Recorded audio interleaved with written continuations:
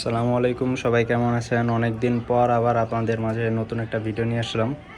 তো অনেক দিন চ্যানেলে কোনো ভিডিও দেওয়া হয় না, তো আজকে একটা ভিডিও করব। এটা হচ্ছে শুধু আপডেট দেওয়ার জন্য লফটের কী অবস্থা না অবস্থা, কবুতরদের কী অবস্থা। তো এখানে আমাদের রেড চেকারের মাদিটা আছে, এখানে আমাদের অস্ট্রেলিয়ান ঘুঘু ডিম নিয়ে বসে আছে সম্ভবত।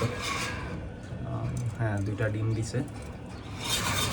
আর এদিকে আরও দেখি, অবশ্য বাইরে কিছু কবুতর ছাড়া আছে, আমি দেখাইতেছি। এইখানে সব কবুতর ডিমে আছে এখন।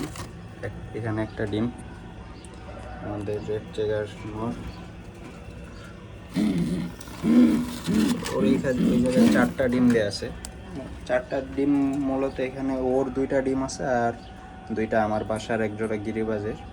তো এই জোড়াটা আর কি ডিম দিছিল 2-1 দিন হবে, কিন্তু মানে আমার বাসায় বিড়ালের আক্রমণ করার কারণে ওই কবুতরগুলো ভয় আর ডিমে দেয় না, তো ওই ডিমগুলো আমি এখানে এনে দিছি। আর এখানেও কবুতর ডিমে বসা। এখানে আমাদের লাল বোম্বাই, এগুলাও ডিমে বসা। আর এই চিপার মধ্যে আমাদের চিলা কবুতর ডিম দিছে। পুরো এত খাঁচা রেখে উপরে যা ডিম দিছে ডিম। তো এই অবস্থা। আর এইখানে একটা আপনাদের অ্যাক্সিডেন্ট দেখাই, সেটা হচ্ছে যে আমাদের একটা গিরিবাজের মাদি কবুতর। তো কিছুদিন আগে ডিম দিছিল, এই যে ডিমগুলা এইখানে আছে, এই যে ওর হচ্ছে আপনার, ও ডিম পাড়ার পর ক্যালসিয়ামের অভাবের কারণে প্যারালাইজড হয়ে গেছে।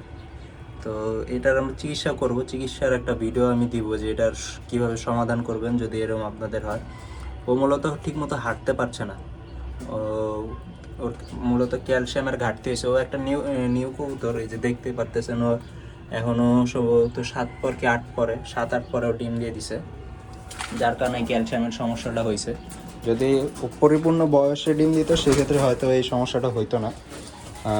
এখানে আরও একটা আপডেট,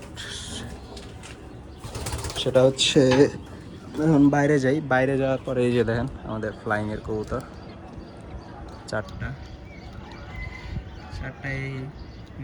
2টা এখানে সবজি, একটা হচ্ছে গ্রিজেল আর একটা হোয়াইট ট্রেসার। 4টা আজকে ছাড়ছি।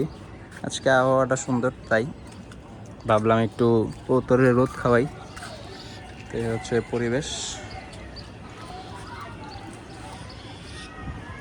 তো এই পর্যন্তই, আশা করি সবাই চ্যানেলটি সাবস্ক্রাইব করে আমাদের পাশে থাকবেন। ধন্যবাদ।